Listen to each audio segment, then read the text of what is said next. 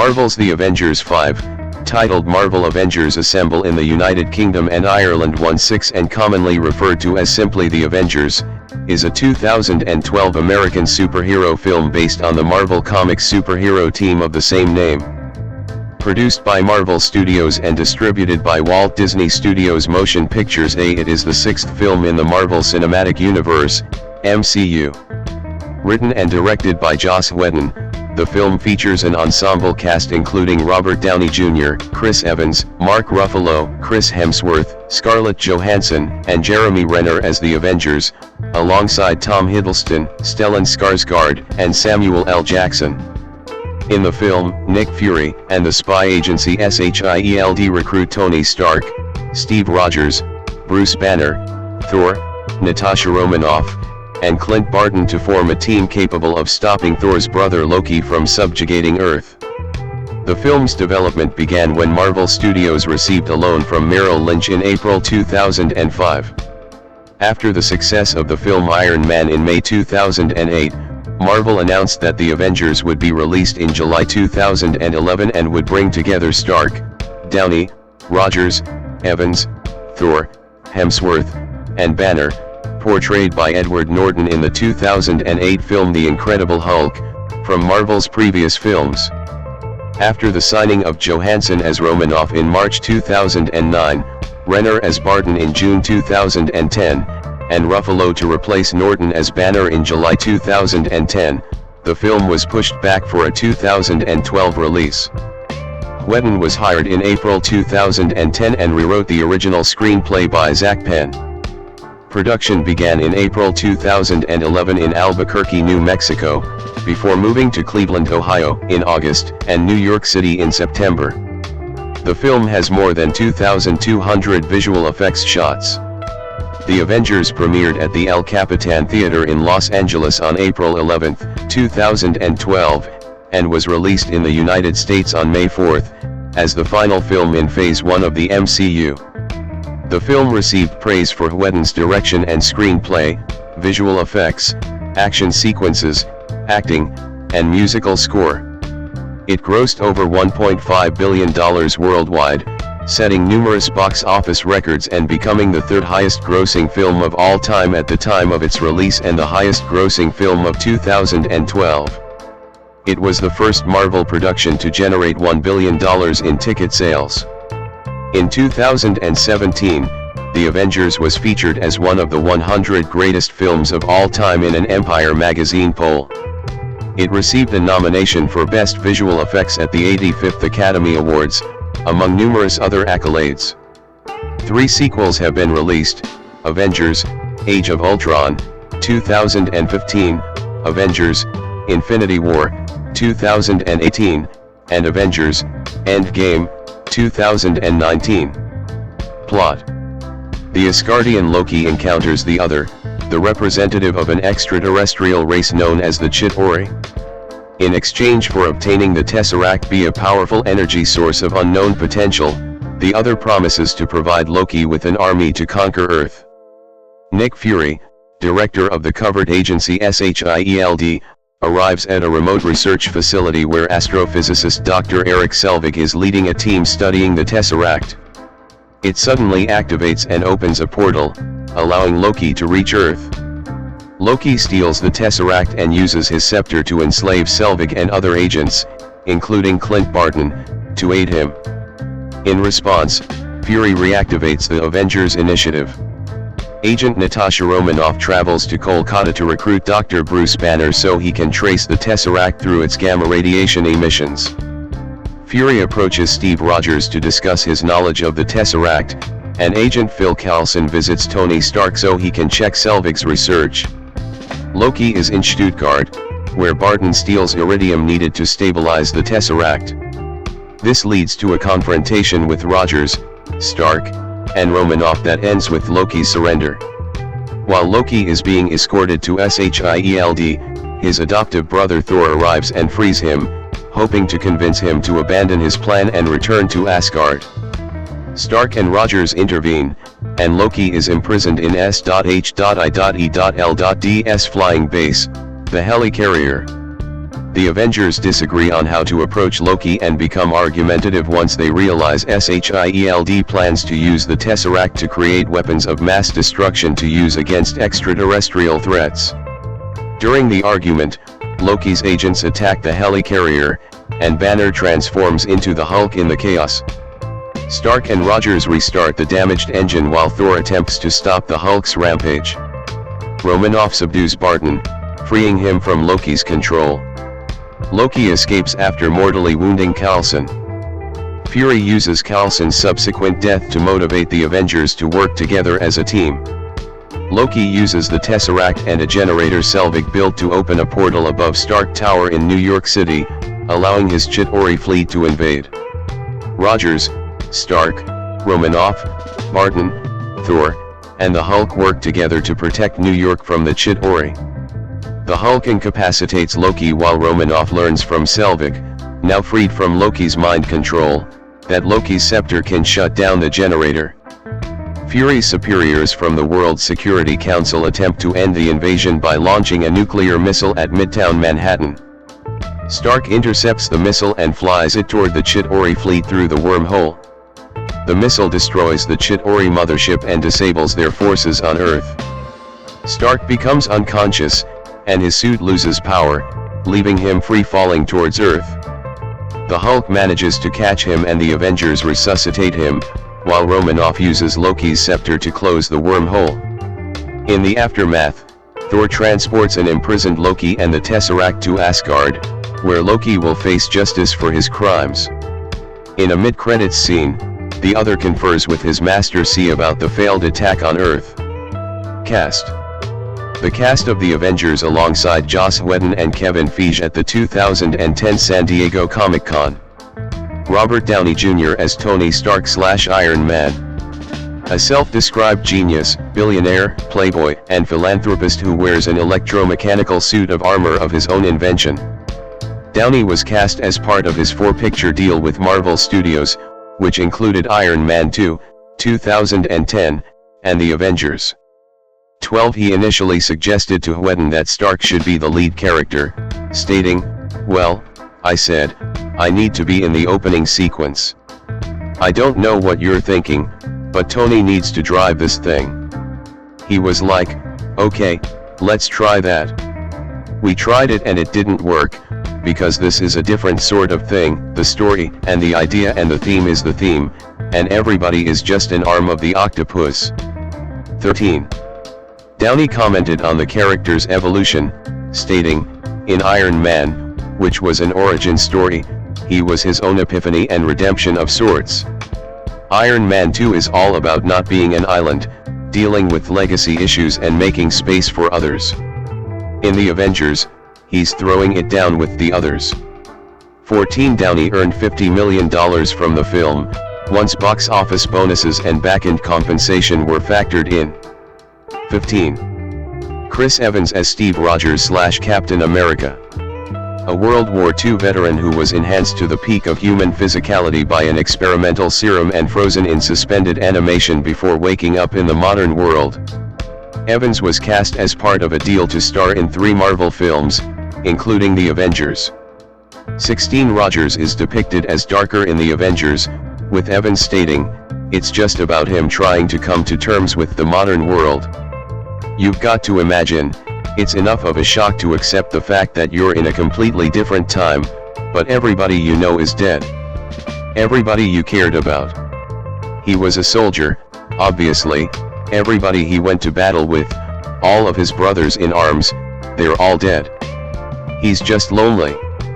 I think in the beginning it's a fish out of water scene, and it's tough. It's a tough pill for him to swallow. Then comes trying to find a balance with the modern world." 13.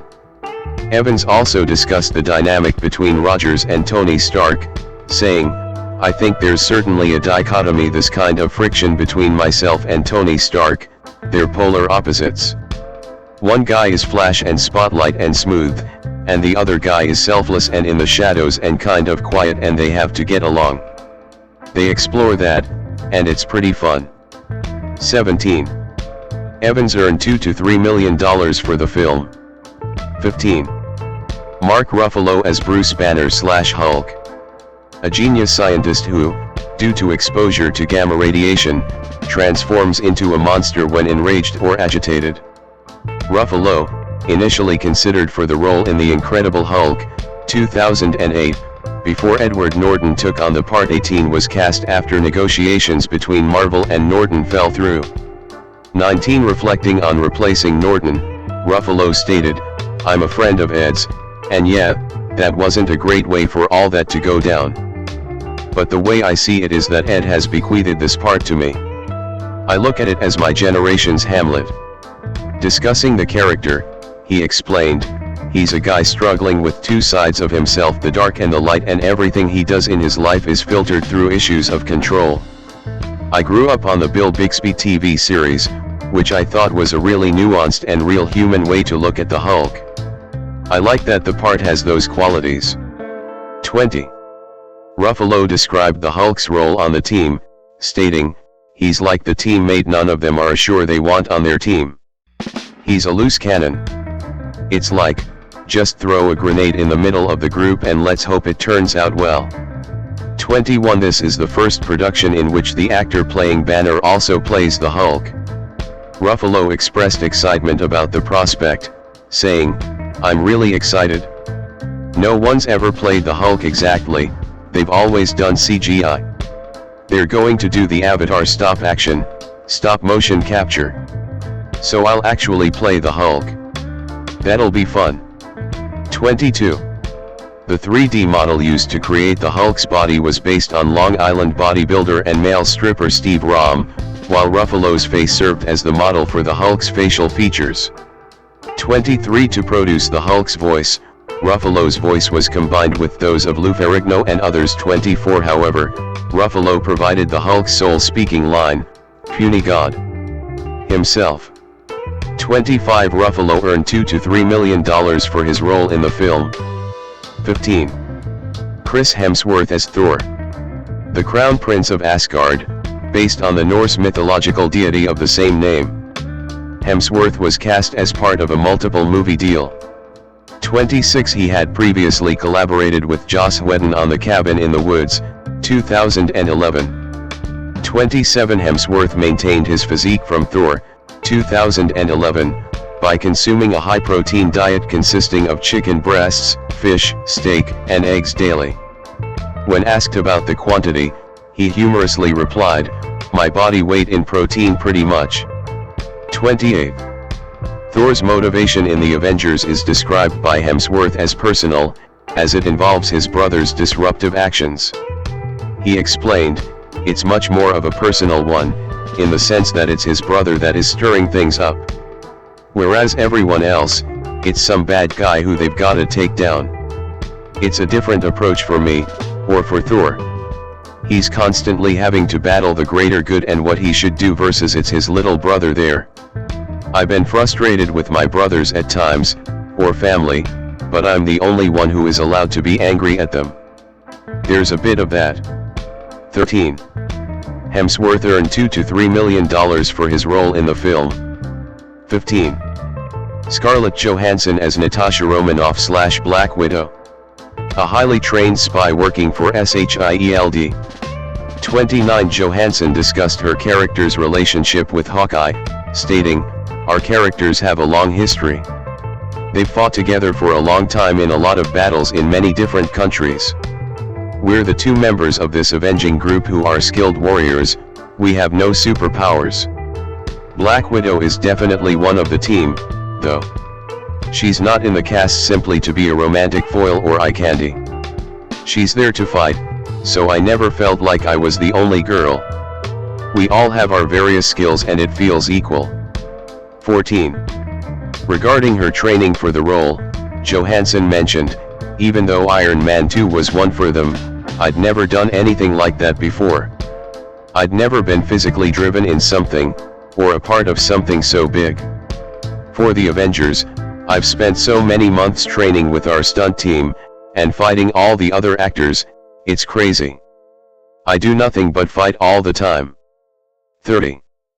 Johansson earned $4 to $6 million for her portrayal in the film. 15. Jeremy Renner as Clint Barton / Hawkeye. A master archer working as an agent for SHIELD. 31-32 Renner prepared for the physically demanding role by training extensively and practicing archery. 33 He expressed his appreciation for Hawkeye's character, stating, "When I saw Iron Man, I thought that was a really kick-ass approach to superheroes. Then they told me about this Hawkeye character, and I liked how he wasn't really a superhero, he's just a guy with a high skill set. I could connect to that." 14. Regarding Hawkeye's relationship with Natasha Romanoff, Renner explained, "It's a lonely game. He's an outcast. His only connection is to Scarlett's character, Natasha. It's like a left-hand / right-hand thing. They coexist, and you need them both, especially when it comes to a physical mission." 14. Renner emphasized that Hawkeye is confident in his abilities and not insecure about his humanity, stating, "Quite the opposite, he's the only one who can really take down the Hulk with his tranquilizer-tipped arrows. He knows his limitations. But when it comes down to it, there has to be a sense of confidence in any superhero." 13. Renner earned $2 to $3 million for his role in the film. 15. Tom Hiddleston as Loki. Thor's adoptive brother and nemesis, based on the Norse mythological deity of the same name.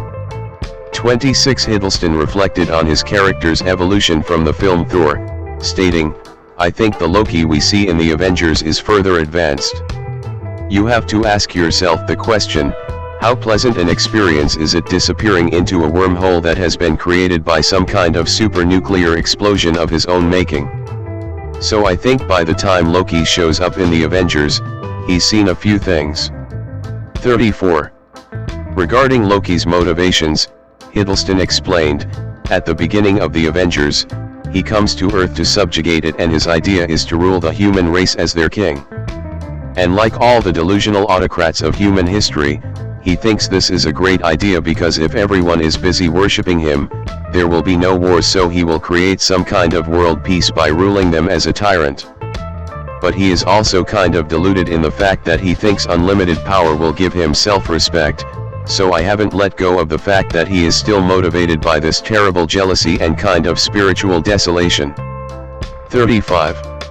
Stellan Skarsgård as Erik Selvig. An astrophysicist and friend of Thor under Loki's control who is studying the Tesseract's power.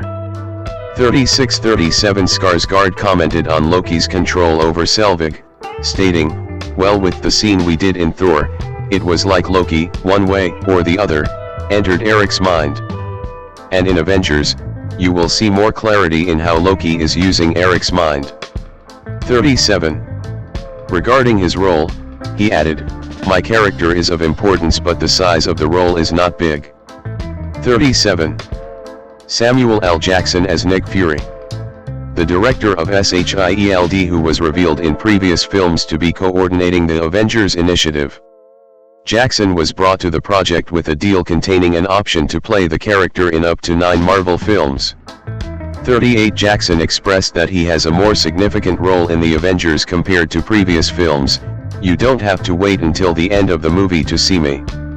Reflecting on the role, Jackson stated, "It's always good to play somebody who is a positive in society as opposed to somebody who is a negative. I tried to make him as honest to the story and as honest to what real life would seem."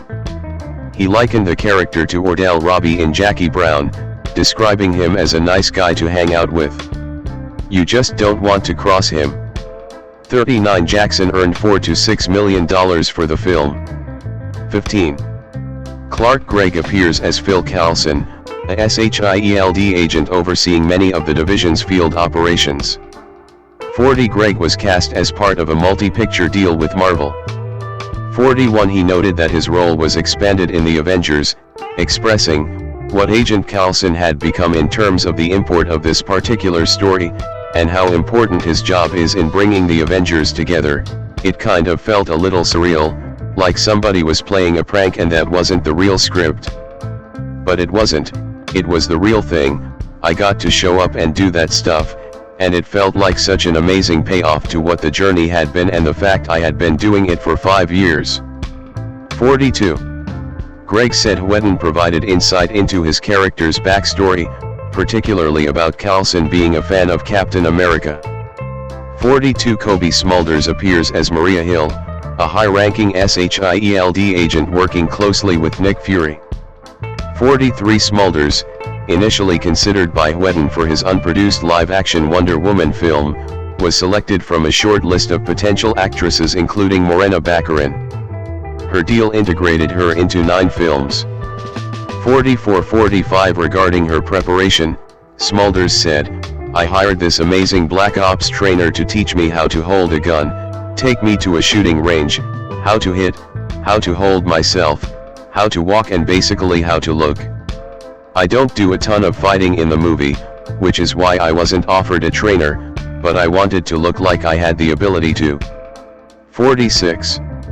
On relating to the character, Smulders said, "I can relate to her being a mom and being a businesswoman and trying to work full-time and raising a family and having a career. We're asked to do a lot of things these days. I feel she is just all about her job and keeping things going." 47. Gwyneth Paltrow and Maximiliano Hernandez reprised their roles as Pepper Potts and Jasper Sidwell, respectively, from previous MCU films. 48. Paul Bettany returns to voice Jarvis. 48. Frequent Whedon collaborator Alexis Denisof portrays the other, while Damien Poitier portrays his master, Thanos, unnamed in the film, in a post-credits scene. 49. Powers Booth and Jenny Agutter appear as members of the World Security Council, later revealed to be Gideon Malik and Councilwoman Holly. 50-51. Avengers co-creator Stan Lee makes a cameo appearance in a news report. 52. Additionally, Harry Dean Stanton cameos as a security guard, and Polish film director Jerzy Skolimowski appears as Georgi Lukov, Romanov's interrogator. 53. Warren Cole has a brief role as a SHIELD bridge tech who is caught playing Galaga. 54. Enver Jokic and Ashley Johnson, the former who would later play Daniel Sosa in the series Agent Carter, 2015 to 2016, appear as a police officer and a waitress named Beth, respectively. 55-56. Production. Development.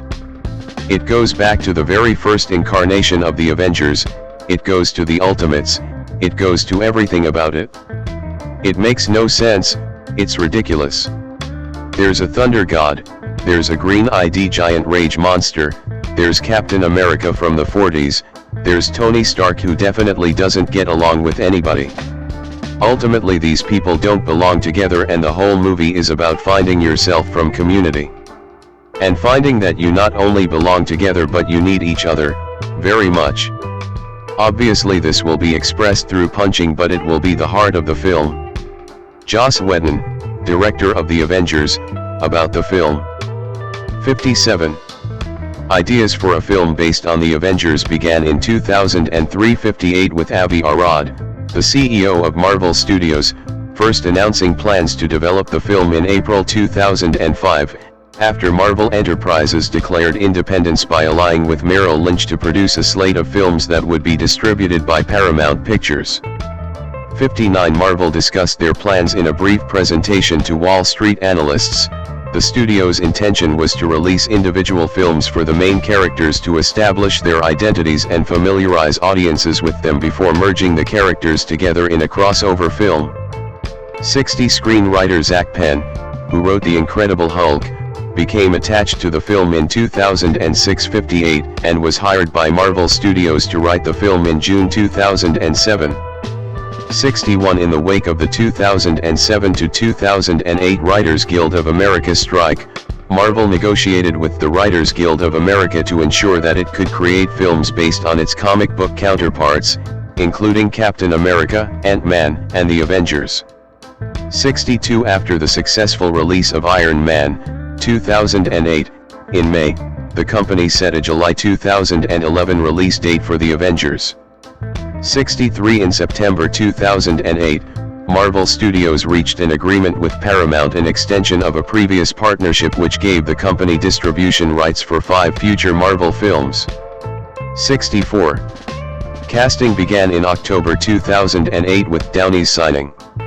12. Although Don Cheadle was reported to reprise his Iron Man 2 role of War Machine for the Avengers, he later stated that he did not think the character would appear in the film. 1265. Simultaneously, two major developments occurred for Marvel.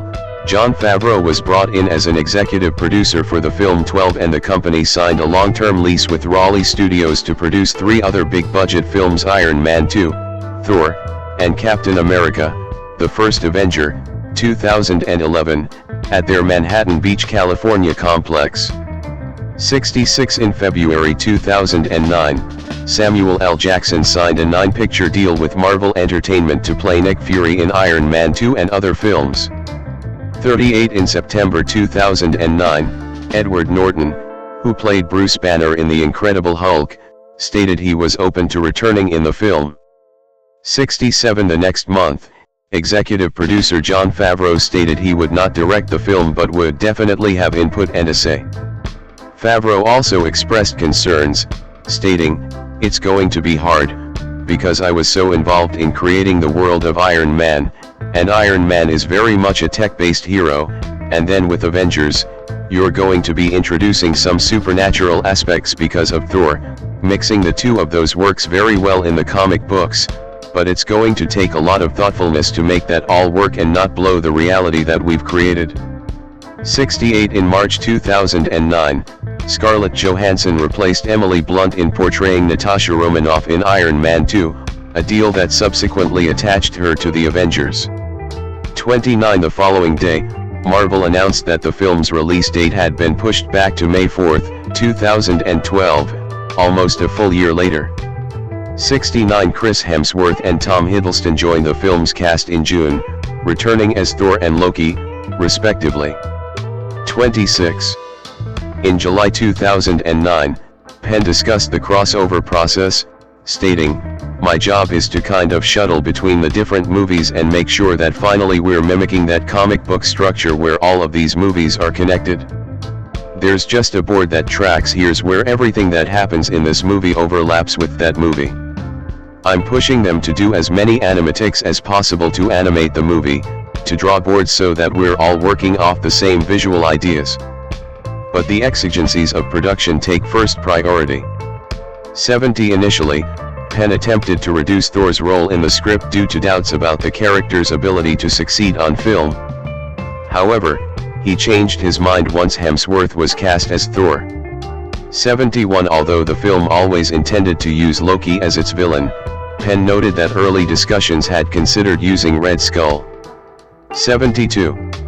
In January 2010, Marvel Studios chief Kevin Feige was asked if it would be challenging to blend the fantasy of Thor with the high-tech science fiction in Iron Man and the Avengers.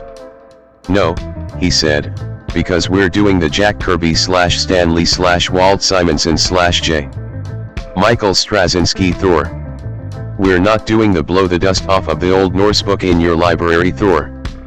And in the Thor of the Marvel Universe, there's a race called the Asgardians. And we're linked through this tree of life that we're unaware of. It's real science, but we don't know about it yet. The Thor movie is about teaching people that." 73. In March, it was reported that Penn had completed the first draft of the script, and that Marvel editor-in-chief Joe Quesada and Avengers comic book writer Brian Michael Bendis had received copies. 74. Also in March, Chris Evans accepted an offer to play Captain America in 3 films including The Avengers. 16. Pre-production. People forget that we started filming Avengers before either Thor or Captain America were released. What if people hated Thor? What if people thought Loki was ridiculous? What if people didn't buy the super soldier frozen in ice? We were in the first quarter of production on a giant movie at that time, and we weren't going to stop. It was sort of all in at that point. Kevin Feige, president of production for Marvel Studios, on the challenges of producing the first Avengers film. 75. By April 2010, Joss Whedon was nearing the completion of a deal to direct the film and to revise Penn's script. 76. And was officially announced in July 2010.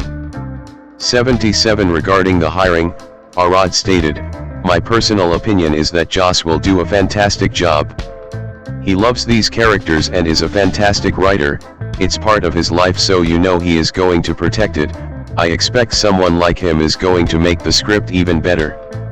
78 Feige added, "I've known Joss for many years. We were looking for the right thing and he came in and met on it.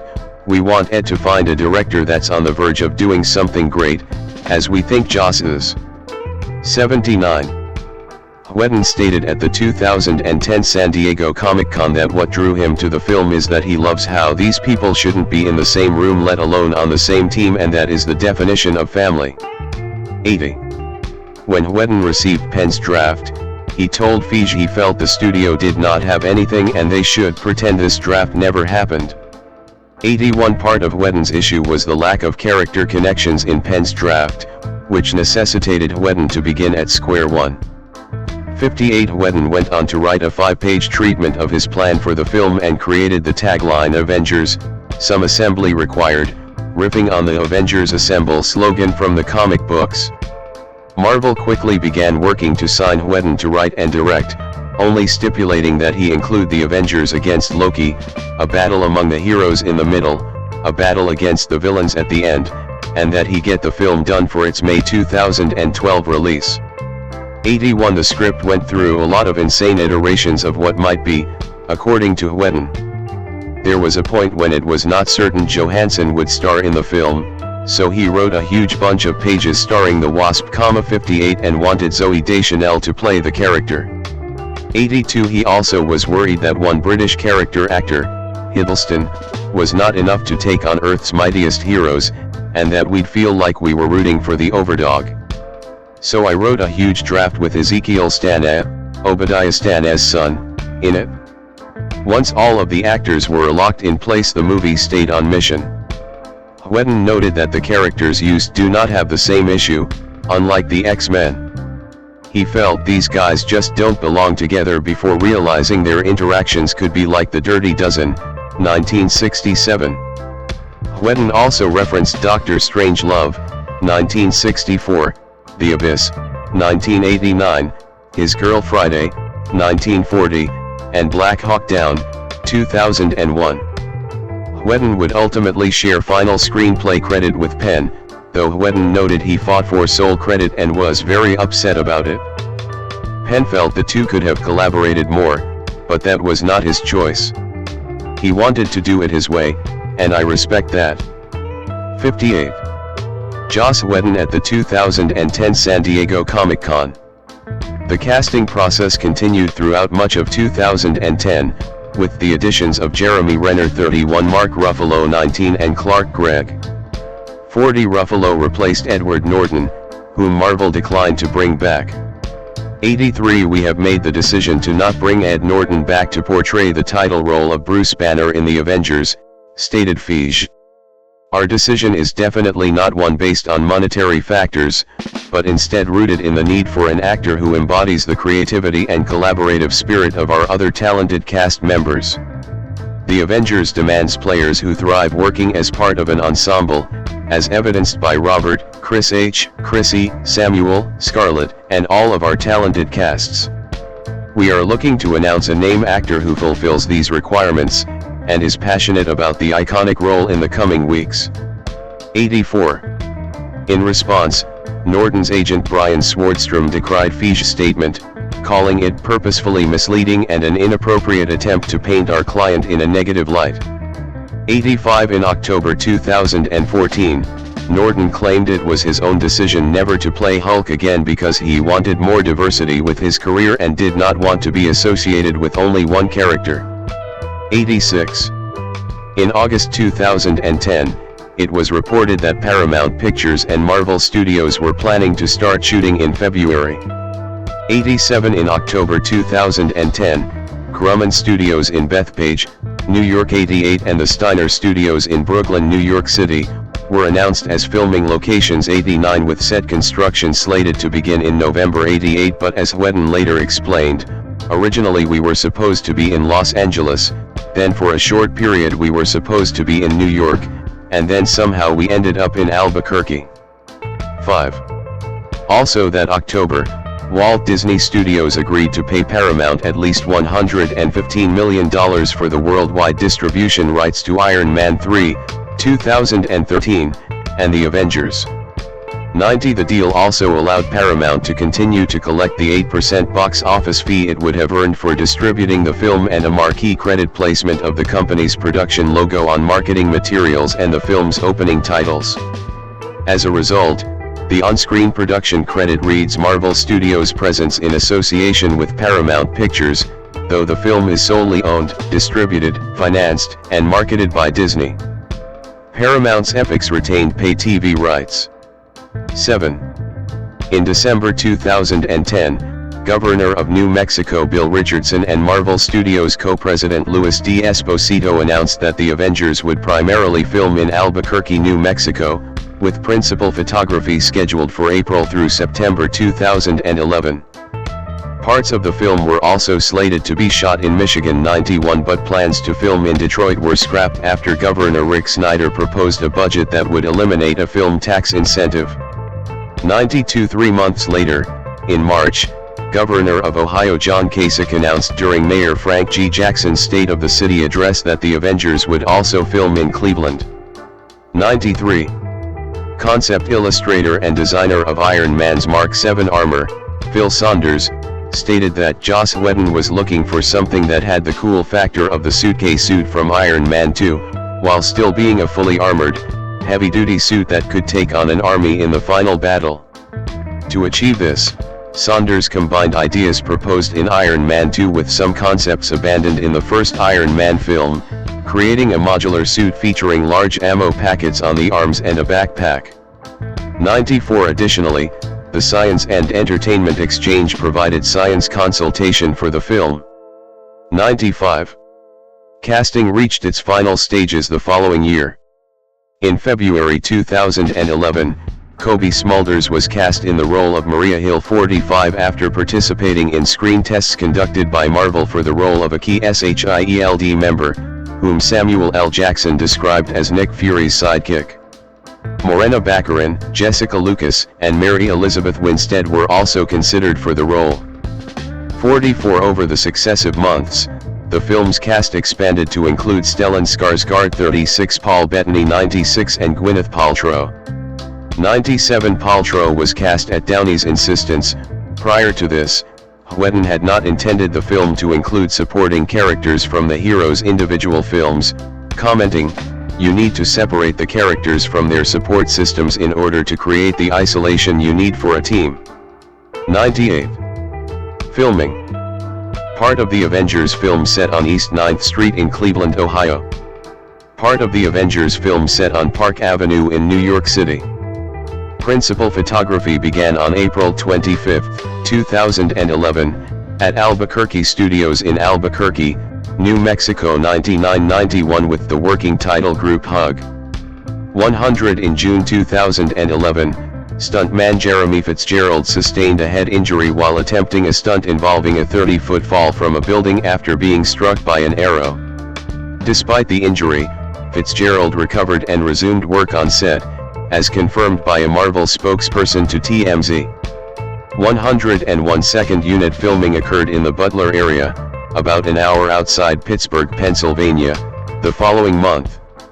102. Additionally, a chase sequence was shot in Worthington, Pennsylvania, at Creekside Mushroom Farms, which provided 150 miles of abandoned limestone tunnels 300 feet below the ground for filming. 103. Production shifted to Cleveland, Ohio in August 2011, where filming spanned 4 weeks. The city's East 9th Street was selected as a stand-in for New York City's 42nd Street, serving as the backdrop for climactic battle scenes. 104. Army Reserve soldiers from the 391st Military Police Battalion, based in Columbus, Ohio, participated in the background action during the battle scenes in Cleveland. Staff Sergeant Michael T. Landis noted that the involvement of real soldiers enhanced the realism of the scenes and portrayed the military positively, citing their ability to provide on-the-spot corrections to tactics and uniforms. 105. The NASA Plum Brook Station near Sandusky, Ohio, specifically its space power facility, doubled as a SHIELD research facility. 106 filming also occurred at the Chevrolet powertrain plant in Parma, Ohio, where a series of explosions were captured for the battle sequence originating in Cleveland. 107 additional scenes were shot at Public Square and the Detroit Superior Bridge. 108 with Public Square's southwest quadrant transformed into Stuttgart, Germany for filming. 109 principal photography concluded in New York City, where filming took place over a span of 2 days. 110 filming locations included Park Avenue and Central Park. 112 to capture scenes set in Manhattan. Visual effects supervisor Jake Morrison spent over 3 days shooting aerial footage to use as background plates. Morrison emphasized the importance of incorporating real imagery into the effects work to enhance realism, stating, "There is no substitute for starting with a real image and adding what you need." 113. Cinematographer Seamus McGarvey explained that he chose a 1.85:1 aspect ratio to accommodate the varying heights of the main characters. He said, "Shooting 1.85:1 is kind of unusual for an epic film like this, but we needed the height in the screen to be able to frame in all the characters like Hulk, Captain America, and Black Widow, who is much smaller. We had to give them all precedence and width within the frame." Also, Joss Whedon knew the final battle sequence was going to be this extravaganza in Manhattan, so the height and vertical scale of the buildings was going to be really important. This film marked McGarvey's first experience using a digital camera, specifically the Arri Alexa. 114 Additionally, the Canon EOS 5D Mark II and Canon EOS 7D digital SLR cameras were employed for certain shots. 115, 116, 117 while high-speed shots were captured on 35mm film using the Ariflex 435. McGarvey emphasized a visual approach focused on immersion and naturalism, stating, "Joss and I were keen on having a very visceral and naturalistic quality to the image. We wanted this to feel immersive and did not want a comic book look that might distance an audience with the engagement of the film. We moved the camera a lot on Steadicam, cranes and on dollies to create kinetic images, and we chose angles that were dramatic, like low angles for heroic imagery." 114. Post-production. In December 2011, Disney announced the film would undergo a conversion to 3D. 118 According to Whedon, "I'm not a big fan of extreme long lens, talky movies. I like to see the space I'm in and relate to it, so 3D kinda fits my aesthetic anyway. And the technology has advanced so far in the past couple years." Whedon also noted, "There definitely are movies that shouldn't be in 3D, but stated, The Avengers isn't obnoxiously 3D. There's no, oh look, we're going to spend 20 minutes going through this tunnel because it's in 3D. And no one is pointing at the screen the entire time. But it's an action movie. Things tend to hurtle toward the screen anyway." 119. In January 2012, it was reported that the film would undergo digital remastering for IMAX 3D and would open in IMAX theaters on May 4, 2012. The same day as its regular theater release. This IMAX release followed Marvel's earlier IMAX releases of Iron Man 2 and Thor. 120 When the Avengers was initially submitted to the Motion Picture Association of America's rating board, the film received an R rating due to Phil Coulson's death scene. The scene was subsequently edited to secure a PG-13 rating. 121. In a May 2012 interview, Whedon revealed that it was his decision to include Thanos in a post-credits scene, even though the character is not identified in the film. "He for me is the most powerful and fascinating Marvel villain. He's the great-granddaddy of the badasses and he's in love with death and I just think that's so cute. For me, the greatest Avengers comic book was Avengers Annual Number 7, 1977, that Jim Starlin did followed by Marvel 2-in-1 Annual Number 2, 1977, that contained the death of Adam Warlock. Those were some of the most important texts and I think underrated milestones in Marvel history, and Thanos is all over that, so somebody had to be in control and had to be behind Loki's work, and I was like, it's got to be Thanos. And they said okay, and I'm like, oh my god. 122 Additionally, an extra scene featuring the Avengers enjoying shawarma was filmed on April 12, 2012, a day after the world premiere. Evans wore a prosthetic jaw during the scene to conceal the beard he had grown. 123 Following the film's release, shawarma sales in Los Angeles, St. Louis, and Boston reportedly saw a significant surge. 124 125 126 Whedon explained that the inspiration for the shawarma scene came from the aftermath of filming a scene in the Angel episode A Hole in the World where Fred dies in Wesley's arms. After filming, Whedon, along with actors Amy Acker and Dennis Soff, who played Fred and Wesley respectively, went out for drinks and ended up just sitting around quietly, exhausted from the day's events, an experience that Whedon recreated in the film scene. 127. Mark Ruffalo as the Hulk, bottom, wearing a motion capture suit and prosthetics on his upper half to emulate the Hulk's size. 128. The film features over 2,200 visual effects shots completed by 14 companies: Industrial Light and Magic, ILM, Weta Digital, Scanline VFX, Hydraulics, Fuel VFX, Evil Eye Pictures, Luma Pictures, Cantina Creative, Treater, Modus FX, Whiskey Tree, Digital Domain, The Third Floor, and Method Design. ILM was the lead vendor and shared responsibility for creating many of the film's key effects, including the helicarrier, the New York cityscape, digital body doubles, Iron Man, and the Hulk. To bring the Hulk to life on screen, Ruffalo performed in a motion capture suit on set alongside the other actors, while 4 motion capture HD cameras, 2 capturing his full body and 2 focused on his face, recorded his facial and body movements. 129 Jeff White, ILM's visual effects supervisor, aimed for a more realistic depiction of the Hulk compared to the one seen in Ang Lee's 2003 film, stating, "We really wanted to utilize everything we've developed the last 10 years and make it a pretty spectacular Hulk." One of the great design decisions was to incorporate Mark Ruffalo into the look of him. So, much of Hulk is based on Ruffalo and his performance, not only in motion capture and on set, but down to his eyes, his teeth, and his tongue. 130. ILM digitally recreated the majority of the New York cityscape featured in the film, covering approximately 10 city blocks by 4 city blocks. To accomplish this, ILM dispatched a team of 4 photographers for an 8-week shoot to capture images of the area. 129 Tyson Bidner, the New York location manager for the film, played a crucial role in securing the rights to nearly every building's likeness needed by ILM. 58 Initially, there were plans to include Oscorp Tower from The Amazing Spider-Man, 2012, in the film, as Disney and Sony Pictures had agreed to it.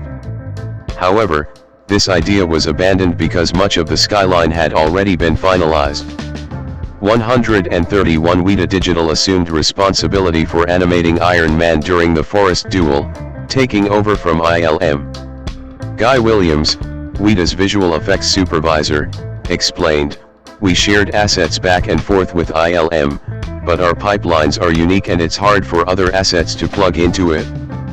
But in this case, we got their models and we had to redo the texture spaces because the way we texture maps is different." 130. Williams highlighted that the most challenging aspect was reproducing Iron Man's reflective metal surfaces. 129. Scanline VFX handled the reveal shots of the helicarrier, from Black Widow and Captain America's arrival on the carrier deck to its liftoff. Evil Eye Pictures integrated digital backgrounds into green screen footage for scenes set inside the helicarrier. Colin Strauss from Hydraulics mentioned their contribution, stating, "We did the opening 10 minutes of the movie, other than the opening setup in space, covering Loki's arrival on Earth and his subsequent escape from the SHIELD base. Luma Pictures focused on the helicarrier's bridge shots and integrated the graphic monitor displays developed by Cantina Creative. Fuel VFX handled shots in and around Tony Stark's penthouse at Stark Tower. Digital Domain crafted the asteroid environment where Loki encounters the other. 129 Method Design, based in Los Angeles, was responsible for the film's closing credits. Steve Viola, creative director at Method Design, described it as a 2-minute, self-contained main-on-end sequence created entirely in CG. He explained that they designed, modeled, textured, and lit all environments and many foreground objects for each shot. Assets from Marvel were modified extensively to create a post-battle macro sequence. Method Design also crafted a custom typeface for the main title of the Avengers as well as 30 in-scene credits. 130. Music. Further information, The Avengers, soundtrack. In November 2011, Marvel announced that Alan Silvestri, who scored Captain America, the first Avenger, would compose the score for The Avengers. Silvestri commented on the challenge of the project, stating, "I've worked on films where there have been a number of stars and certainly worked on films where there have been characters of equal weight in terms of their level of importance and profile in the film, but this one is somewhat extreme in that regard because each of these characters has their own world and it's a very different situation.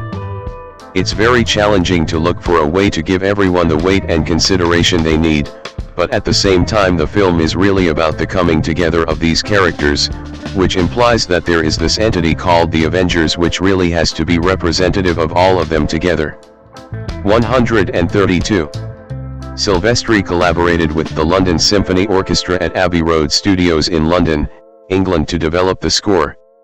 133. Whedon praised Silvestri's approach, stating, "The score is very old-fashioned, which is why Silvestri was letter-perfect for this movie because he can give you the heightened emotion, the Hans Zimmer school of I'm just feeling a lot right now, but he can also be extraordinarily cue and character-specific, which I love."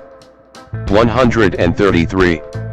In March 2012, the Indian rock band Agni released a music video for their single Hello Andaran, serving as the theme song for the Indian release of the film.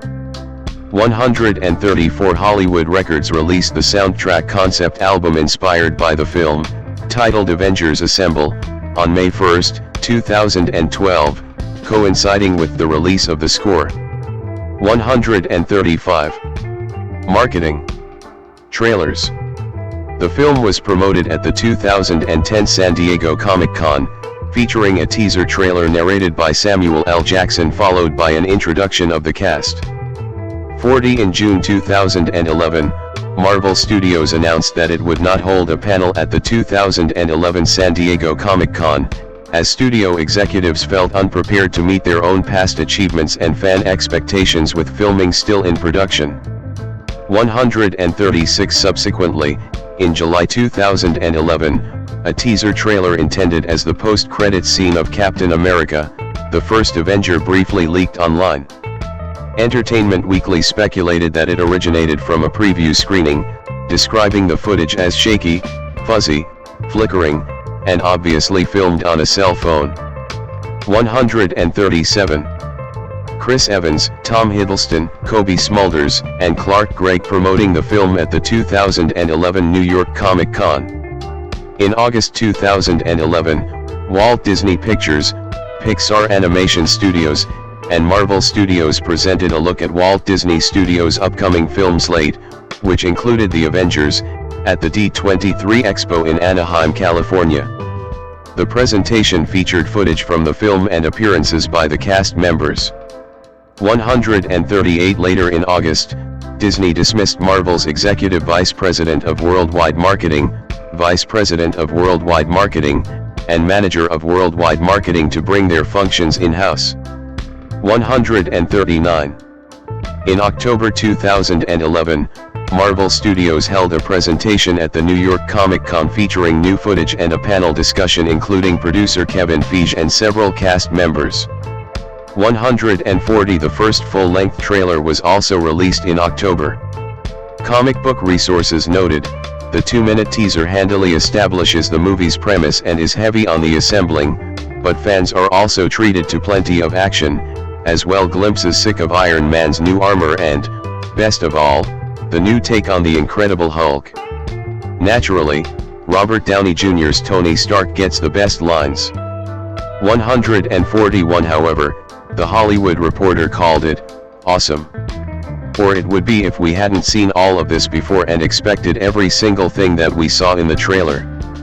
142 The trailer, which debuted exclusively on iTunes Movie Trailers, was downloaded over 10 million times in its first 24 hours, breaking the website's record for the most viewed trailer. 143 This record was surpassed by the trailer for The Dark Knight Rises, 2012, which was downloaded more than 12.5 million times in its first 24 hours. 144 A second full-length trailer was released on iTunes in February 2012, reaching a record 13.7 million downloads in 24 hours. 145 The theatrical trailers of the Avengers appeared with many films, including Mission Impossible, Ghost Protocol, 2011, 21 Jump Street, 2012, and The Hunger Games, 2012. 146. In January 2012, Marvel Studios hosted a global Twitter chat. The 30-minute live tweeting event featured writer/director Joss Whedon and cast members Samuel L. Jackson, Tom Hiddleston, and Clark Gregg, along with a 10-second tease of the 30-second commercial that would air during Super Bowl 46 in February. 147 According to the Los Angeles Times, Disney paid an estimated $4 million for the 30-second spot. 148 On May 1, 2012, executives from Marvel Studios, along with actors Tom Hiddleston and Clark Gregg, rang the opening bell of the New York Stock Exchange in honor of the film's theatrical release. 149. Tie-in Comics. Further information, Marvel Cinematic Universe Tie-in Comics. In December 2011, Marvel announced the release of an 8-issue comic book prelude to the film, penned by Christopher Yost and Eric Pearson with art by Luke Ross and Daniel HDR, for release in March 2012. 150 In February 2012, Marvel revealed plans for a second limited series comic book tie-in titled Black Widow Strikes, written by Fred Van Lente, who wrote Captain America: First Vengeance, the comic book prequel to Captain America: The First Avenger. Set between Iron Man 2 and the Avengers, it follows Black Widow as she ties up loose ends from the former film.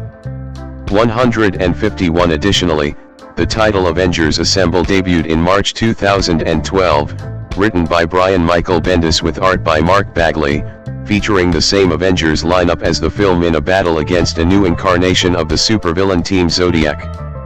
152. Promotional Partners. Paul Gitter, president of consumer products at Marvel Entertainment, noted that the anticipation leading up to the film bolstered retail partnerships. Retailers have been less tolerant with intellectual property films, so we decided that if we started on this coordinated strategy several years ago, retailers would give us shelf space throughout the years and we would have a more sustainable position in the marketplace. 153. In September 2011, photos emerged online showing Robert Downey Jr. driving a new model Acura. An Acura spokesperson later confirmed the company's involvement with the film, stating, "As you may know, Acura has been in the Marvel Comics universe films as the official car of their fictional law enforcement agency called SHIELD. That relationship continues for the Avengers. The open-top sports car that was photographed yesterday is a one-off, fictional car that was made just for the movie and will not be produced. That said, as you may also know, our CEO has said publicly that we are studying the development of a new sports car, but we can't say any more about it at this time." 154. In December 2011, Acura announced that a new NSX, styled along the lines of the concept built for the Avengers, would be unveiled at the 2012 North American International Auto Show.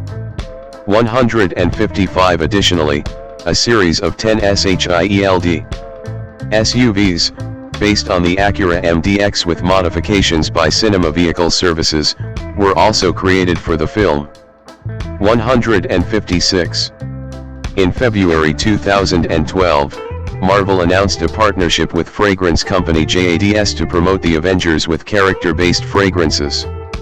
The announcement preceded the Toy Industry Association's annual February exhibition, where representatives showcased the products at a sampling booth. 157 other promotional partners included bracelet maker Cullentot, Dr. Pepper, Farmers Insurance, Harley-Davidson, Hershey, Land O'Frost Lunch Meats, Oracle, Red Baron Pizza, Symantec, Visa, and Wyndham Hotels and Resorts. Marvel and its parent company Disney secured an estimated $100 million in worldwide marketing support for the film. Notably absent from the promotional lineup were Baskin-Robbins, Burger King, and Dunkin' Donuts, which had partnered with Marvel in the past when their films were distributed by Paramount. Disney generally avoids promotions through fast food outlets. 158. Video game. A video game based on the film was initially planned for simultaneous release. It was intended to be a combination of a first-person shooter and a brawler for the Xbox 360, PlayStation 3, Wii U, and Microsoft Windows platforms, with THQ as the publisher.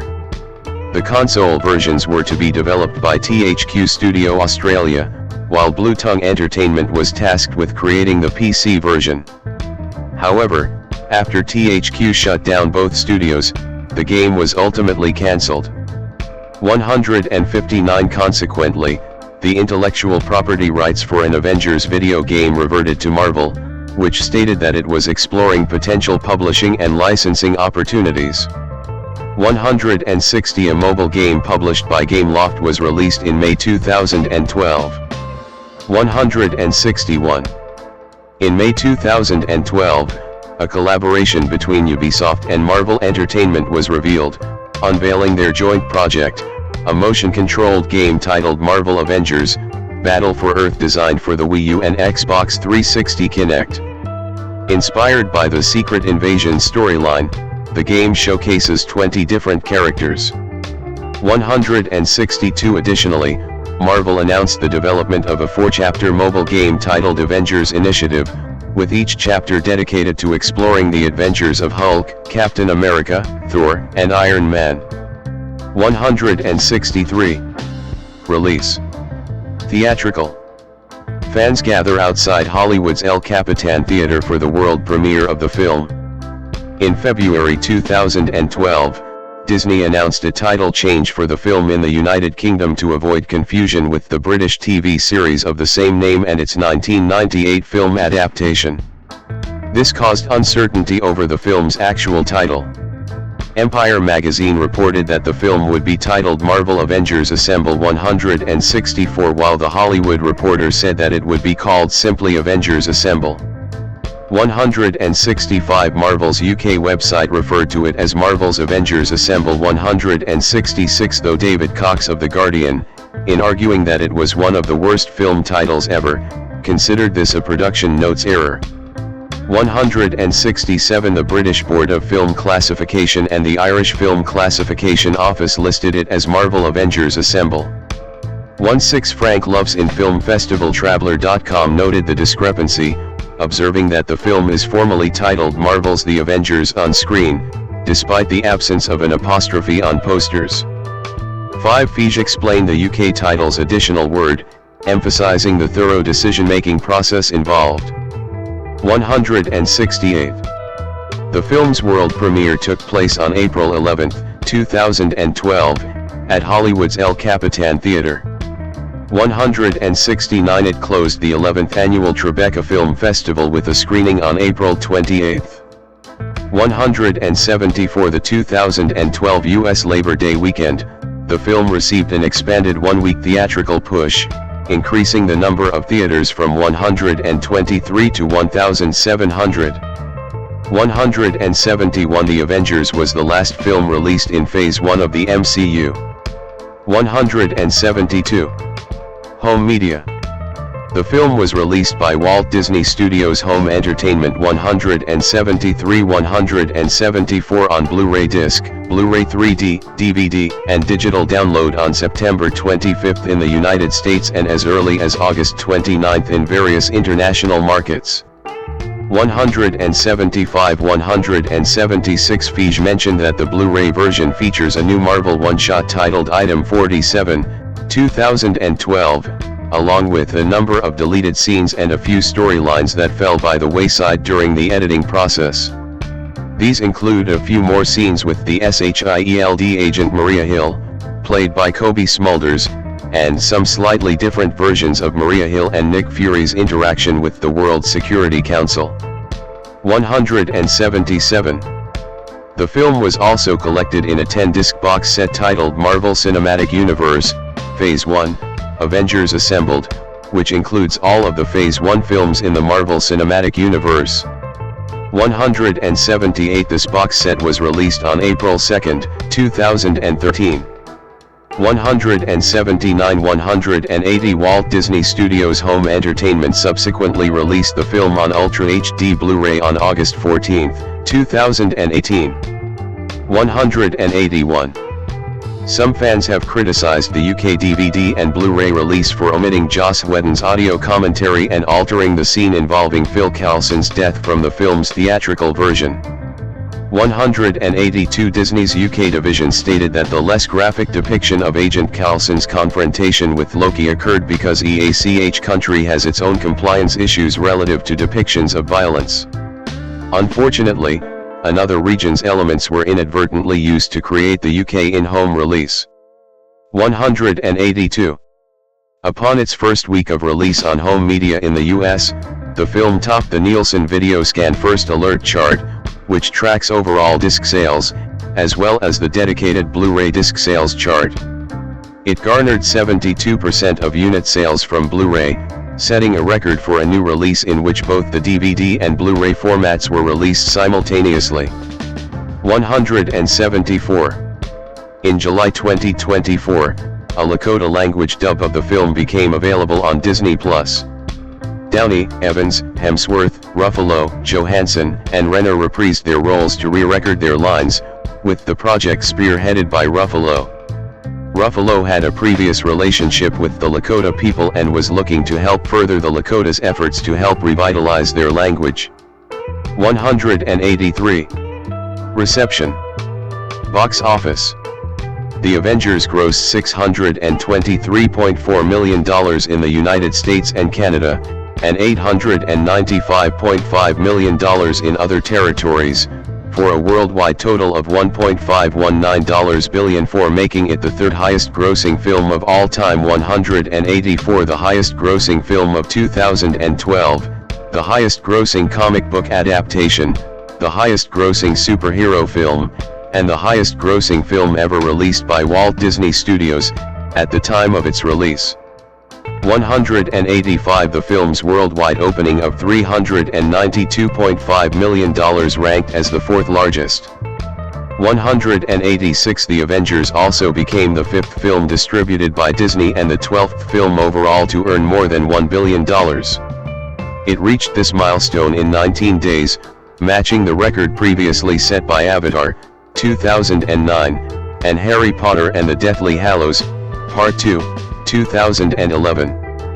187. 188. 189. Its grosses exceeded its estimated $220 million production cost 12 days after its release. 190. It was the first Marvel production to generate $1 billion in ticket sales. 191. United States and Canada. The film became the third highest grossing film of all time. 184. 192. The highest grossing film of 2012. 193. The highest grossing film distributed by Disney. 194. 195. The highest grossing superhero film, and the highest grossing film based on comics. For it opened Friday, May 4, 2012. On around 11,800 screens across 4,349 theaters, earning $80.8 million, marking the second biggest opening and second biggest single-day gross. 196-197. The film's Friday gross included an $18.7 million midnight run, a record for a superhero film. 198-199. Without midnight grosses, the film earned the largest opening day gross, $62.1 million. 200-201. It also set records for Saturday and Sunday grosses, $69.6 million and $57.1 million, respectively. 202, 203, 204. In total, it earned $207,438,708 for its debut weekend, setting an opening weekend record 205, including an IMAX opening weekend record of $15.30 million. 206, 207, and a record for opening weekend grosses originating from 3D showings, $108 million. 204, 208. The opening weekend audience was evenly split between those under and over the age of 25, with 60% male, 55% couples, 24% families, and 21% teenagers. 209. Earning $103.1 million on its second weekend, the film set a record for the largest second weekend gross. 210. Other records set by the film include the biggest weekend per theater average for a wide release, $47,698 per theater, 211. The fastest film to reach $100 million and each additional $50 million through $550 million. 210, 212, 213. And the largest cumulative gross through every day of release until, and including, its 43rd day, with the exception of its first day. For 214. It remained in first place at the box office for 3 consecutive weekends. 215. The film set a record for the highest monthly share, with its $532.5 million total, through May 31, 2012, accounting for 52% of the total earnings at the box office during May. 216. Records. The film set the following records upon its theatrical release. Record title. Record detail. Reference. Opening weekend for any film $207,438,708. 217. Opening week for any film $270,019,373. 218. Opening weekend, adjusted for ticket pricing $207.4 million. 219. Theater average, wide release $47,698. 211. 3D gross during opening weekend $108 million. 204. 208. IMAX gross during opening weekend $15.3 million. 206. Second weekend for any film $103,052,274. 220.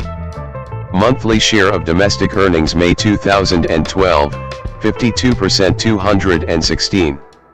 Highest cumulative gross 2 to 43 days. 221. Days to reach $150 million. 2 days. 222. Days to reach $200, $250, $300, $350, $400, $450 million. 3, 6, 9, 10, 14, 17 days respectively. 222. Days to reach $500, $550 million. 23, 31 days. 213, 222. May opening $207,438,708. 223. Opening weekend for a superhero film $207,438,708. 224. Highest grossing superhero film $623,357,910. 225. Asterisk. By the end of its second day, the film's gross exceeded that of all 8 films that had reached $100 million after 2 days. Other territories. The film became the third highest grossing film of all time, 226, the highest grossing Disney distributed film, 227, the highest grossing film of 2012, 228, and the highest grossing superhero film, 188. It opened on Wednesday, April 25, 2012, in 10 countries, earning $17.1 million. 229. It expanded to 29 more countries on April 26 and 27, grossing $73.1 million in 3 days. 230. By Sunday, April 29, it had amassed an opening weekend total of $185.1 million from 39 countries. 231. It maintained its first place position at the box office for 4 consecutive weekends. 232, 233, 234. The film set opening day records in New Zealand, Malaysia, and Iceland, as well as single-day records in the Philippines. It also achieved both single and opening day records in Singapore and Thailand. Additionally, it earned the second highest grossing opening day in Australia, $6.2 million, Mexico, the Philippines, and Vietnam. 146, 229, 230, 235, 236. Furthermore, it established opening weekend records in numerous territories, including Mexico, Brazil, Ecuador, Bolivia, Taiwan, the Philippines, Hong Kong, the United Arab Emirates, Argentina, Peru, and Central America. 231, 237, 238, 239, 240. It also secured the second largest 5-day opening in Australia, $20.2 million. 231, 241. In the United Kingdom, the film earned £2.5 million, $4.1 million, on its opening day, 242, and £15.8 million, $25.7 million, over the weekend, 243, setting a new opening weekend record for a superhero film. 236, 244, 245. It emerged as the market's highest grossing superhero film. 246, 247. In Latin America, it set records as the highest grossing film, $207 million, 248, and the first film to surpass $200 million. 249. It also claimed the top spot as the highest grossing film in the Philippines, Singapore, and Indonesia.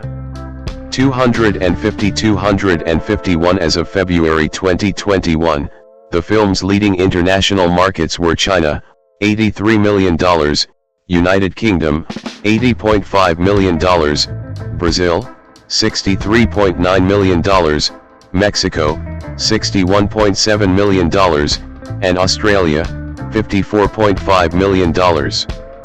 3. Critical response. Mark Ruffalo at the film's Toronto premiere. His performance garnered critical acclaim. The review aggregator Rotten Tomatoes reported an approval rating of 91%, with an average score of 8.1/10, based on 368 reviews. The website's critical consensus reads, "Thanks to a script that emphasizes its heroes' humanity and a wealth of superpowered set pieces, The Avengers lives up to its hype and raises the bar for Marvel at the movies." 252. Metacritic, which uses a weighted average, assigned the film a score of 69 out of 100 based on 43 reviews, indicating generally favorable reviews. 253 audiences polled by CinemaScore gave the film a rare A+ grade on an A+ to F scale. 254. Todd McCarthy of The Hollywood Reporter gave a positive review of the film, remarking, "It's clamorous, the Save the World story is one everyone's seen time and again, and the characters have been around for more than half a century in 500 comic book issues. But Whedon and his cohorts have managed to stir all the personalities and ingredients together so that the resulting dish, however familiar, is irresistibly tasty again." 255. To Rolling Stone journalist Peter Travers, the film epitomized an exceptional blockbuster. It's also the blockbuster, Traverse said. I saw in my head when I imagined a movie that brought together the idols of the Marvel world in one shiny, stupendously exciting package. It's Transformers with a brain, a heart, and a working sense of humor. 256. Justin Chang of Variety wrote, like a superior, state-of-the-art model built from reconstituted parts, Joss Whedon's buoyant, witty, and robustly entertaining superhero smash-up is escapism of a sophisticated order, boasting a tonal assurance and rich reserves of humor that offset the potentially lumbering and unavoidably formulaic aspects of this 143-minute team origin story. 257. Kenneth Turan of the Los Angeles Times complimented the film's frenetic pace. 258, while Roger Ebert of the Chicago Sun-Times commented that it provides its fans with exactly what they desire. Whether it is exactly what they deserve is arguable. 259. Conversely, A.O. Scott of the New York Times believed that while The Avengers is hardly worth raging about, its failures are significant and dispiriting. The light, amusing bits cannot overcome the grinding, hectic emptiness, the bloated cynicism that is less a shortcoming of this particular film than a feature of the genre. 260. The performances of several cast members were a frequent topic in the critiques. In particular, Mark Ruffalo's portrayal of Dr. Bruce Banner / the Hulk was well received by commentators. Joe Newmayer opined that his performance was superior to the rest of the cast, stating, "Ruffalo is the revelation, turning Banner into a wry reservoir of calm ready to become a volcano." 261. Similarly, The New Yorker's Anthony Lane proclaimed Ruffalo's acting to be one of the film's highlights alongside Downey. 262. The Village Voice's Karina Longworth concluded, Ruffalo successfully refreshes the Hulk myth, playing Banner as an adorably bashful nerd genius who, in contrast to the preening hunks on the team, knows better than to draw attention to himself. 263.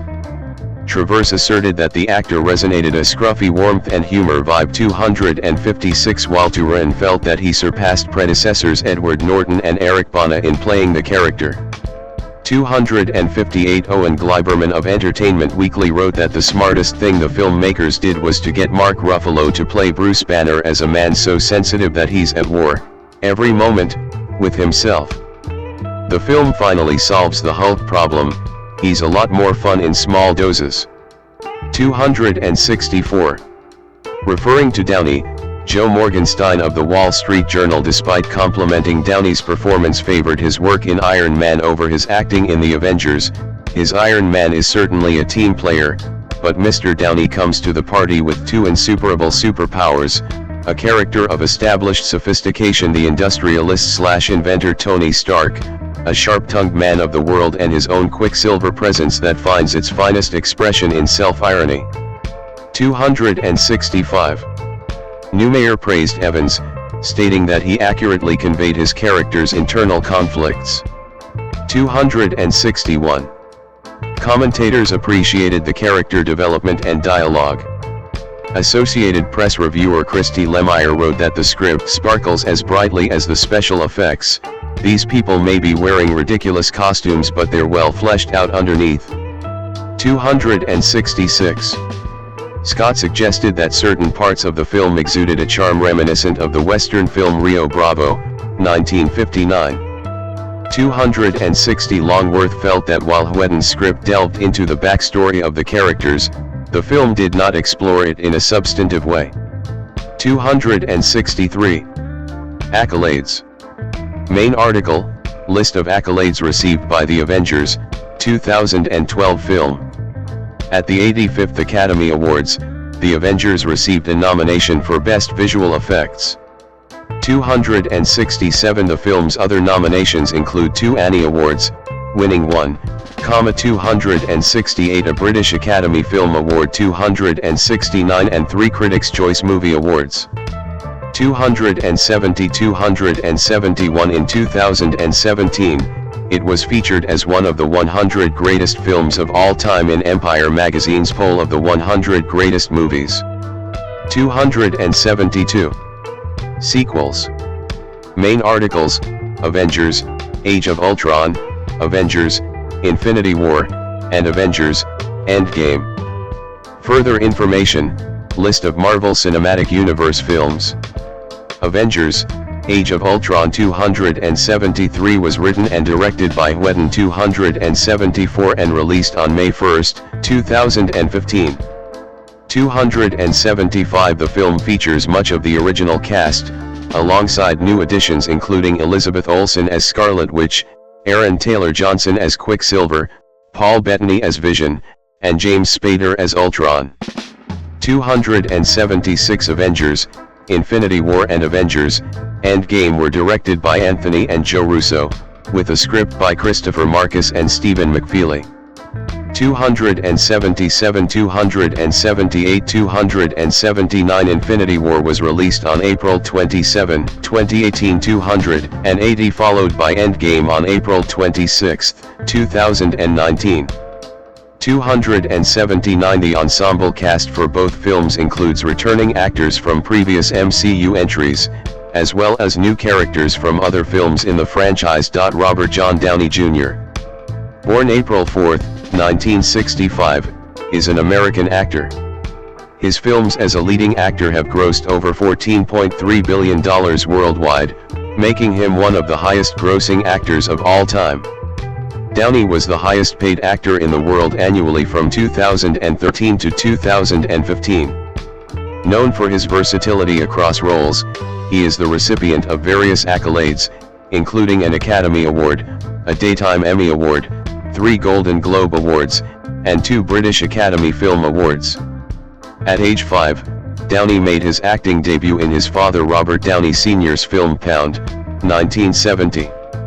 He rose to prominence by working with the Brat Pack for the teen films Weird Science, 1985, and Less Than Zero, 1987.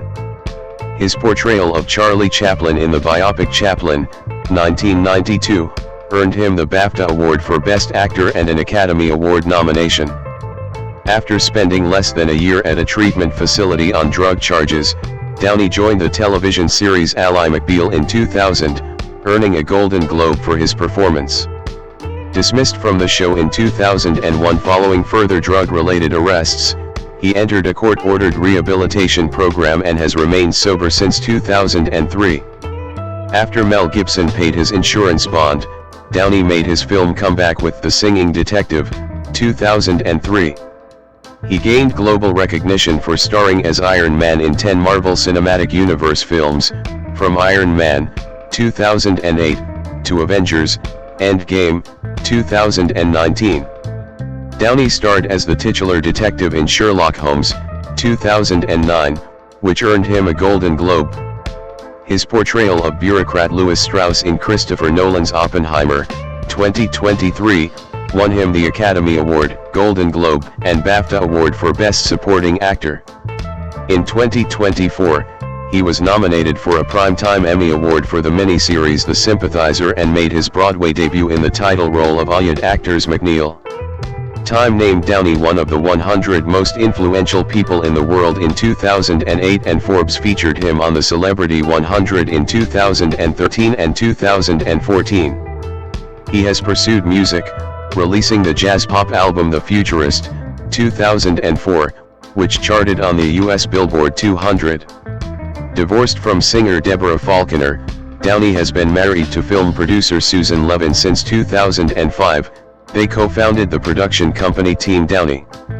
Downey has 3 children, 1 with Falconer and 2 with Levin. In 2025, he was named one of the greatest film actors of the 21st century by The Independent. Early life and acting background. Robert John Downey Jr. was born in Manhattan, New York City, on April 4, 1965.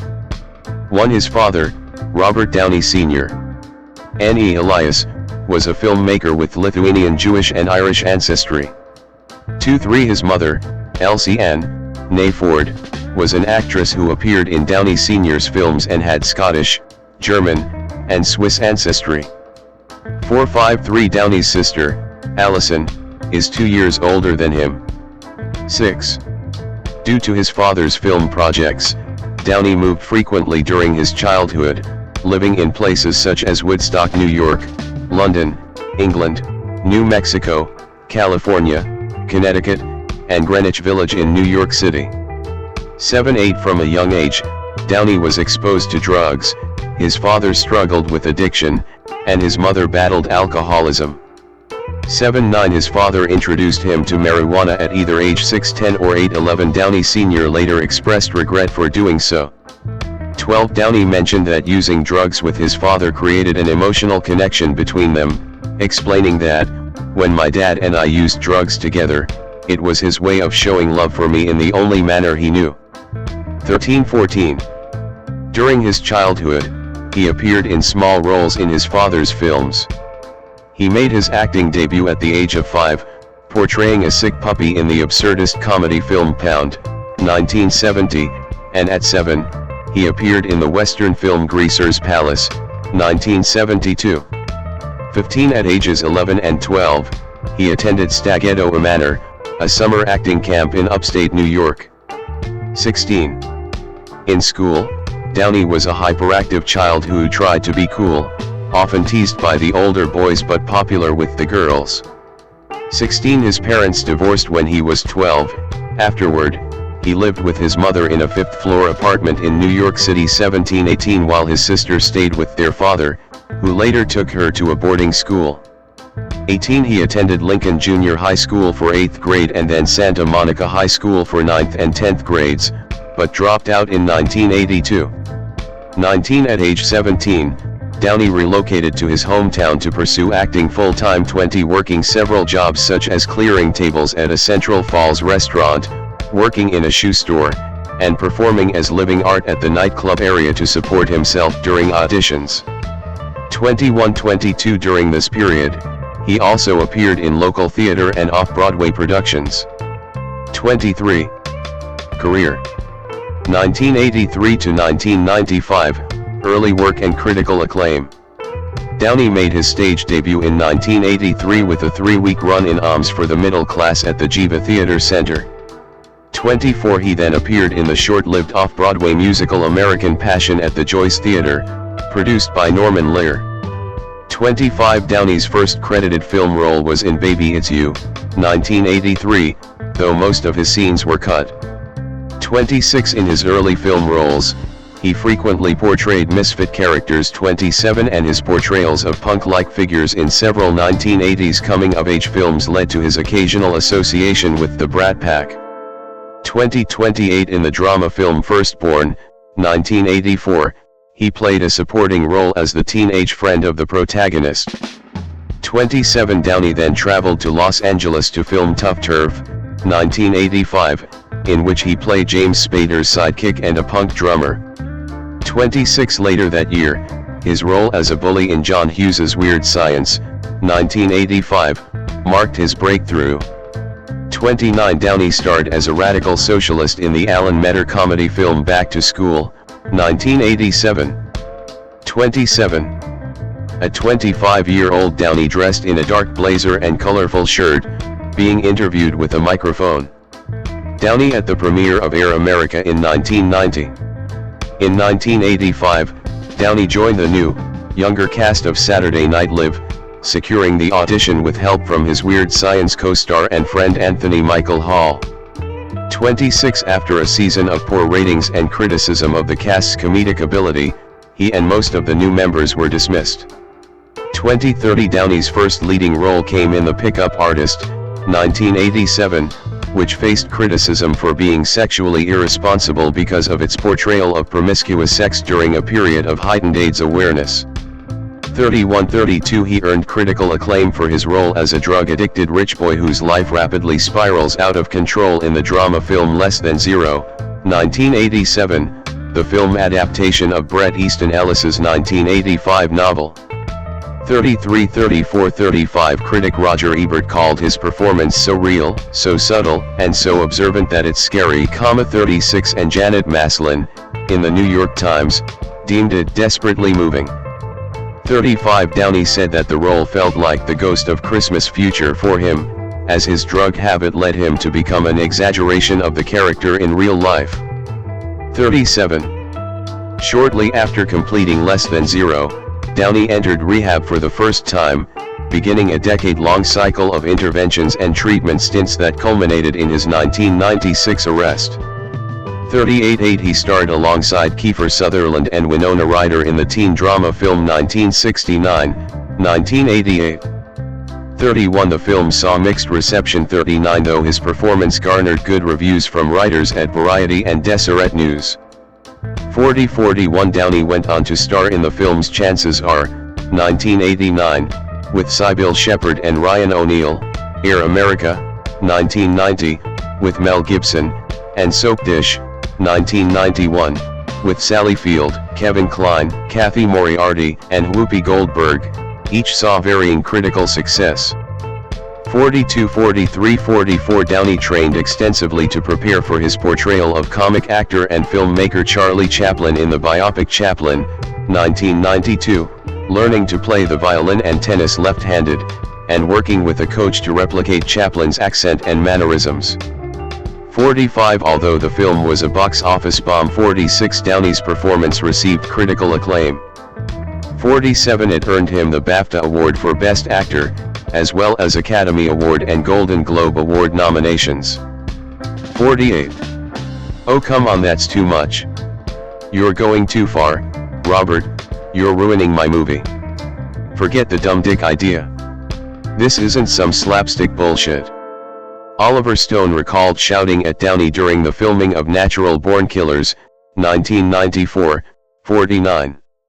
In 1993, Downey starred in Heart and Souls, playing a man possessed by multiple characters, a performance that critic Peter Travers praised as revealing his explosive talent for physical comedy. 51 In Only You, 1994, co-starring Marissa Tomei and Billy Zane, Downey played Peter Wright, a professional dancer who poses as the soulmate for Tomei's character Faith. 52 Norman Jewison, the film's director, cast Downey because he reminded him of Tony Curtis, charming with great comedic timing. 53 In preparation for his role of reporter Wayne Gale in Natural Born Killers, 1994, Downey shadowed Australian television shock journalist Steve Dunleavy, which helped him develop an Australian accent. 55 The film proved successful at the box office, grossing $110 million on a $34 million budget. 57 Throughout 1995, he took on a string of diverse roles, appearing in the period drama Restoration 58, the Shakespearean adaptation Richard III 59, and the family ensemble Home for the Holidays. 60. 1996 to 2001, addiction-related setbacks and Ally McBeal. In early 1996, concerned for Downey's well-being, Sean Penn and Dennis Quaid went to his home, took his car keys, and brought him to a rehab facility in Tucson, Arizona, but he checked himself out a few days later. 38 In June 1996, he was arrested for possession of heroin, cocaine, crack cocaine, and an unloaded .357 Magnum handgun while speeding down Sunset Boulevard. A month later, while under the influence of a controlled substance, he entered a neighbor's home through an unlocked front door and fell asleep on their child's bed. 61 62 63 The family declined to press trespassing charges. 8 The 911 call made by the neighbor was later circulated online and became known as the Goldilocks incident. 64 In September 1996, he pleaded no contest. 2 months later, following a period in court-ordered rehab, he was sentenced to another 6 months of live-in rehabilitation, 3 years probation, and compulsory drug testing. 865. Mugshot of a 34-year-old Downey smiling slightly, holding a placard with his identification details. Mugshot from his arrest in August 1999. Mugshot of Downey, wearing a green shirt, looking directly at the camera with a slight smile. Mugshot from his arrest in April 2001. Downey starred in Two Girls and a Guy, 1997, portraying a duplicitous man who convinces each of two women that she is his only love. 50 After missing a court-ordered drug test in 1997, he spent 6 months in Los Angeles County Jail. 66 in January 1998, he was briefly released from jail to film U.S. Marshals. 67 upon his full release, he entered a court-mandated 120-day rehab program and then starred in Black and White, 1999, playing Terry Doniger, the gay husband of a documentary filmmaker. 868 that year, after maintaining sobriety during the filming of Wonder Boys, 2000, Downey relapsed. At the time, he was facing financial difficulties and had lost his house in Malibu. 38 later that year, after missing another court-ordered drug test, he was arrested again. Despite his lawyer Robert Shapiro assembling the same legal team that had successfully defended O.J. Simpson in his criminal trial, Downey was sentenced to a 3-year prison term at the California Substance Abuse Treatment Facility and State Prison in Corcoran. 69-70 at the time of his arrest, all of Downey's film projects had